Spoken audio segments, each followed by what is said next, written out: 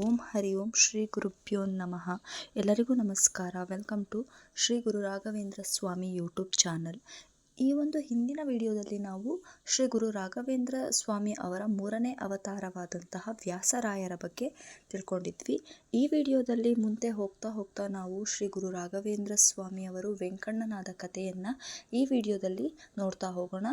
ಈ ವಿಡಿಯೋ ಮುಗಿದ ಆದಮೇಲೆ ಇವರ ಪವಾಡಗಳು ಸ್ಟಾರ್ಟ್ ಆಗುತ್ತೆ ಒಂದೊಂದಾಗಿ. ಅದಕ್ಕಿಂತ ಮುಂಚೆ ವೆಂಕಣ್ಣನಾದಂತಹ ಕತೆ, ಅವರು ಬೃಂದಾವನಸ್ಥರಾದಂತಹ ಕತೆ, ಹಾಗೆ ಅವರ ಹೆಂಡತಿ ಚಿತೆಗೆ ಹಾರಿದಂತಹ ಕತೆ, ಇದನ್ನು ತಿಳ್ಕೊಂಡು ಆದಮೇಲೆ ನಂತರ ಪವಾಡಕ್ಕೆ ಹೋಗೋಣ. ಹಾಗಾದರೆ ಬನ್ನಿ, ಗುರು ರಾಘವೇಂದ್ರ ಸ್ವಾಮಿಯವರು ವ್ಯಾಸರಾಯರಿಂದ ವೆಂಕಣ್ಣನಾದ ಕಥೆಯನ್ನು ಈ ವಿಡಿಯೋದಲ್ಲಿ ತಿಳಿತಾ ಹೋಗೋಣ. ವಿಜಯನಗರದ ಸಾಮ್ರಾಜ್ಯಪತಿಯಾದಂತಹ ಶ್ರೀ ಕೃಷ್ಣದೇವರಾಯರ ಆಸ್ಥಾನದಲ್ಲಿ ಕೃಷ್ಣ ಭಟ್ಟರು ವಿದ್ವಾಂಸರಾಗಿರ್ತಾರೆ. ಇವರು ಅರವತ್ತೊಕ್ಕೂಲ್ಗೆ ಸೇರಿದಂತಹ ಗೌತಮ ಗೋತ್ರದ ಬೇಗಮುದ್ರೆಯ ಮನೆತನದವರಾಗಿರ್ತಾರೆ. ಅಲ್ಲದೆ ಇವರ ಪೂರ್ವಿಕರು ಕದಂಬರಾಜರ ಆಶ್ರಯದಲ್ಲಿ ಇರ್ತಾರೆ. ಆ ಕದಂಬರಾಜರ ಆಶ್ರಯ ತಪ್ಪಿದ ಮೇಲೆ ಇವರು ವಿಜಯನಗರದ ರಾಜರ ಬಳಿಗೆ ಬರ್ತಾರೆ. ಕೃಷ್ಣ ಭಟ್ಟರು ಈ ಒಂದು ಗಾಂಧರ್ವ ವಿದ್ಯೆ ಆಗಿರ್ಬೋದು, ಆಮೇಲೆ ವೇದಶಾಸ್ತ್ರ ವಿದ್ಯೆಯಲ್ಲಿ ಅಪಾರವಾದಂತಹ ಪಾಂಡಿತ್ಯವನ್ನು ಪಡೆದಿರ್ತಾರೆ. ಅಲ್ಲದೆ ಜನರು ಇವರನ್ನು ವೀಣಾ ಕೃಷ್ಣ ಭಟ್ಟರು ಅಂತ ಹೇಳ್ಬಿಟ್ಟು ಪ್ರೀತಿಯಿಂದ ಕರೀತಾ ಇರ್ತಾರೆ. ಕೃಷ್ಣ ಭಟ್ಟರ ವೀಣಾವಾದ್ಯಕ್ಕೆ ಶ್ರೀಕೃಷ್ಣ ದೇವರು ತುಂಬ ಪ್ರಭಾವಿತರಾಗಿ ರಾಜಾಶ್ರಯದಲ್ಲಿ ಇರಿಸಿಕೊಂಡು ಅವರಲ್ಲಿ ತಾನು ವೀಣಾವಾದವನ್ನು ಕಲಿಯೋದಕ್ಕೆ ಆರಂಭವನ್ನು ಮಾಡ್ತಾರೆ.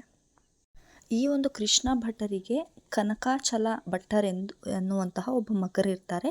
ಇವರ ಮಗನೇ ತಿಮ್ಮಣ್ಣ ಭಟ್ಟರು. ಇವರೆಲ್ಲರೂ ಕೂಡ ವೀಣಾವಾದ್ಯದಲ್ಲಿ ನಿಪುಣರಾಗಿರ್ತಾರೆ. ಆದ್ದರಿಂದ ವೀಣಾ ಮನೆತನದವರು ಅಂತಾನೂ ಪ್ರಸಿದ್ಧ ಆಗಿರ್ತಾರೆ. ಈ ತಿಮ್ಮಣ್ಣ ಭಟ್ಟರು ಭುವನಗಿರಿಯಲ್ಲಿ ವಾಸವಾಗಿರ್ತಾರೆ. ತಿಮ್ಮಣ್ಣ ಭಟ್ಟರು ಅಂತ ಅಂದರೆ ಯಾರು ಅಂದರೆ ವೆಂಕಣ್ಣ ಅವರ ತಂದೆ. ನಿಮಗೆ ಕನ್ಫ್ಯೂಸ್ ಆಗಬಾರ್ದು ಅಂತ ಹೇಳ್ತಾ ಇದ್ದೀನಿ.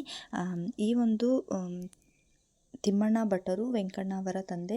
ಇವರ 2 ತಲೆಮಾರುಗಳನ್ನು ಇವಾಗ ನಾವು ನೋಡಿದ್ವಿ. ಯಾವ್ದ್ಯಾವುದು ಅಂದರೆ ಕೃಷ್ಣ ಭಟ್ಟರು ಹಾಗೆ ಕನಕಾಚಲ, ಅದಾದಮೇಲೆ ತಿಮ್ಮಣ್ಣ ಭಟ್ಟರು, ಅದಾದಮೇಲೆ ವೆಂಕಣ್ಣ. ಇನ್ನು ಮುಂದೆ ಕಥೆಯನ್ನು ನೋಡ್ತಾ ಹೋಗೋಣ, ಹೇಗೆ ಹುಟ್ಟಿದ್ರು ಏನು ಇಂತು ಅಂತ ಹೇಳ್ಬಿಟ್ಟು.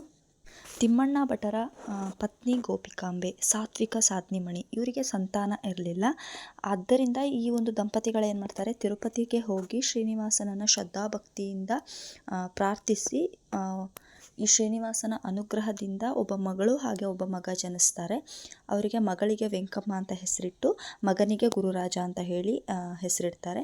ಅದಾದಮೇಲೆ ಕೆಲವು ಟೈಮ್ ಆದಮೇಲೆ ಏನು ಮಾಡ್ತಾರೆ, ಮತ್ತೆ ಶ್ರೀನಿವಾಸನನ್ನು ಹೋಗಿ ಸೇವೆ ಮಾಡಿ ಮತ್ತೊಬ್ಬ ಮಗ ಬೇಕು ಅಂತ ಹೇಳಿ ದೀರ್ಘಕಾಲ ಸೇವೆಯನ್ನು ಮಾಡ್ತಾರೆ. ವೆಂಕಟೇಶ್ವರ ಸ್ವಾಮಿ ಇವರ ಭಕ್ತಿಗೆ ಮೆಚ್ಚಿ ಈ ಒಂದು ತಿಮ್ಮಣ್ಣ ಭಟ್ಟರ ಸ್ವಪ್ನದಲ್ಲಿ ಬಂದು ಲೋಕವಂದ್ಯನೂ ಆದ ಸತ್ಪುರುಷ ಮಗ ಜನಿಸುವ ಅಂತ ಹೇಳಿ ವರವನ್ನು ಕೊಡ್ತಾರೆ. ಅದಾದಮೇಲೆ ತಿಮ್ಮಣ್ಣ ಭಟ್ಟರು ಭುವನಗಿರಿಗೆ ವಾಪಸ್ಸಾಗ್ತಾರೆ. ಈ ಸಾಧ್ವಿ ಗೋಪಿಕಾಂಬಾದೇವಿಯು ಶ್ರೀ ವೆಂಕಟೇಶನ ಪ್ರಸಾದದಿಂದ 1518ನೇ ಮನ್ಮಥನಾಮ ಸಂವತ್ಸರದ ಫಲ್ಗುಣ ಶುಕ್ಲ ಸಪ್ತಮಿ ಗುರುವಾರದಂದು ಮೃಗಶಿರ ನಕ್ಷತ್ರದಲ್ಲಿ ಸರ್ವಲಕ್ಷಣ ಸಂಪನ್ನನಾದಂತಹ ಪುತ್ರನನ್ನು ಪಡಿತಾಳೆ. ವೆಂಕಟೇಶನ ದಯದಿಂದ ಜನಿಸಿದ ಈ ಮಗುವಿಗೆ ವೆಂಕಟೇಶ ಅಂತ ಹೇಳ್ಬಿಟ್ಟು ನಾಮಕರಣವನ್ನು ಪ್ರೀತಿಯಿಂದ ಮಾಡಿ ಬೆಳೆಸ್ತಾರೆ. ಕೃಷ್ಣ ಭಟ್ಟರು ವೆಂಕಣ್ಣನಿಗೆ 5ನೇ ವಯಸ್ಸಿನಲ್ಲಿ ಅಕ್ಷರಾಭ್ಯಾಸವನ್ನು ಮಾಡ್ತಾರೆ. ಪ್ರಾಥಮಿಕ ಪಾಠಗಳನ್ನು ತಿಮ್ಮಣ್ಣ ಭಟ್ರೆ ಕಲಿಸ್ತಾರೆ ಕೂಡ. ಈ ಒಂದು ವೆಂಕಣ್ಣ ಅವರ ಚುರುಕು ಬುದ್ಧಿ ಹಾಗೂ ಚಮತ್ಕಾರದ ಪ್ರಶ್ನೆಗಳನ್ನು ಕೇಳುತ್ತಿದ್ದಂತಹ ಕಾರಣ ನೆರೆಹೊರೆಯವರು ಹಾಗೂ ತಂದೆ ತಾಯಿಗಳು ಅಪಾರವಾದಂತಹ ಸಂತೋಷವನ್ನು ಹೊಂದುತ್ತಾ ಇರ್ತಾರೆ. ಈ ತಿಮ್ಮಣ್ಣ ಭಟ್ಟರಿಗೆ ಹೇಳಿಕೊಳ್ಳುವಷ್ಟು ಸಂಪಾದನೆ ಕೂಡ ಇರಲಿಲ್ಲ. ಹಿಂದಿನವರು ಗಳಿಸಿಟ್ಟಂತಹ ಸಂಪತ್ತು ಕೂಡ ಕರ್ಗೋಗಿರುತ್ತೆ. ಅಲ್ಲದೆ ವೆಂಕಮ್ಮನವರ ಮದುವೆ, ಗುರುರಾಜ ಅವರ ಉಪನಯನ, ಈ ಕಾರ್ಯಕ್ರಮಗಳಿಗೆಲ್ಲ ಹಣ ಖರ್ಚಾಗಿ ಹೋಗುತ್ತೆ. ಅಷ್ಟರಲ್ಲೇ ಇವರು ಶ್ರೀ ವಿಜಯೇಂದ್ರ ಸ್ವಾಮಿಗಳ ಕುಂಭಕೋಣದಲ್ಲಿ ವೃಂದಾವನಸ್ಥ ಕೂಡ ಆಗ್ತಾರೆ. ಸುಧೀಂದ್ರ ತೀರ್ಥರ ಮಹಾಸಮಾರಾಧನೆಯನ್ನು ವೈಭವದಿಂದ ಆಚರಿಸ್ತಾರೆ. ಈ ಸಮಯದಲ್ಲಿ ತಿಮ್ಮಣ್ಣ ಭಟ್ಟರು ಕುಂಭಕೋಣಕ್ಕೆ ಸಂಸಾರ ಸಮೇತ ಹೋಗಿರ್ತಾರೆ. ಅಲ್ಲಿ ಇವರಿಗೆ ಕೈತುಂಬ ಸಂಭಾವನೆಯನ್ನು ಕೊಡ್ತಾರೆ.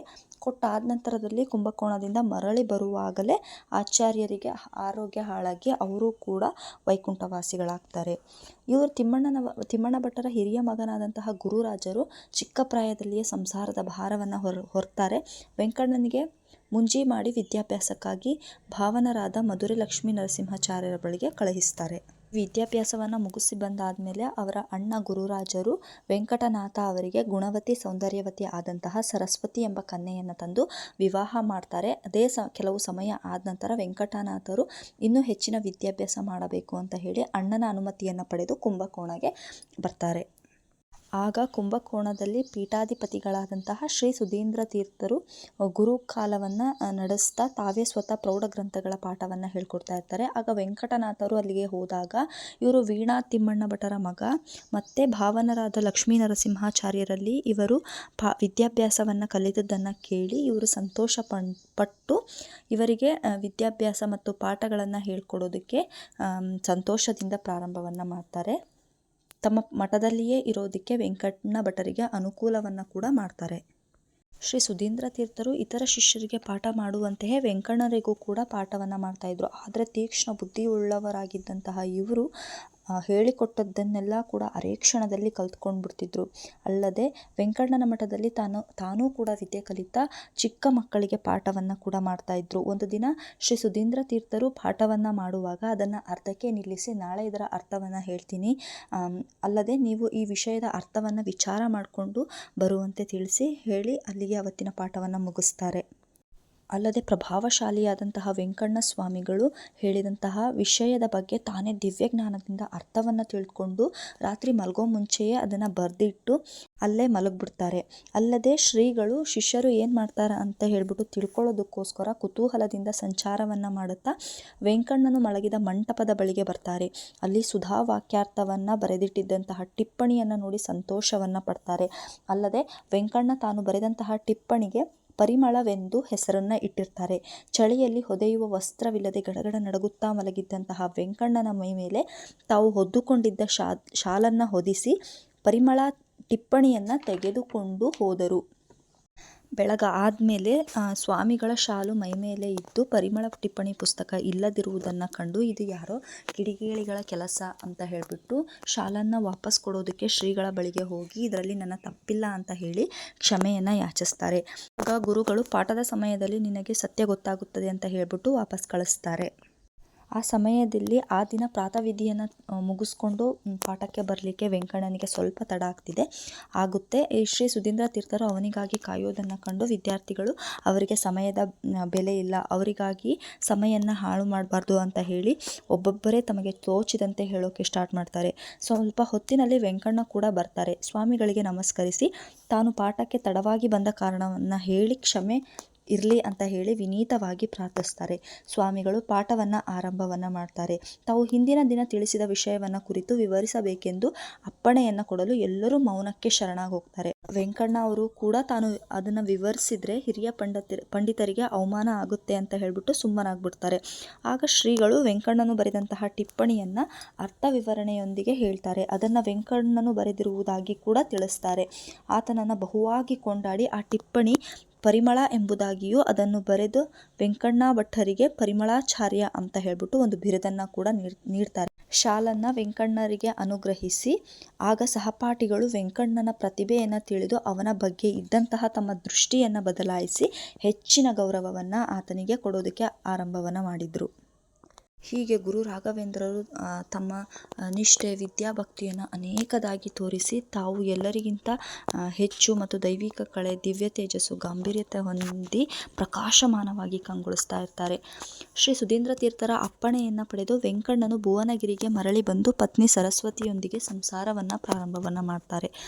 ಸಾಧ್ವಿಯಾದಂತಹ ಸರಸ್ವತಿಯು ಗಂಡನ ಇಚ್ಛೆಯನ್ನರಿತು ನಡೆದುಕೊಳ್ತಾ ಸಂಸಾರವನ್ನು ಸುಖಮಯವನ್ನಾಗಿ ಮಾಡ್ತಾಳೆ.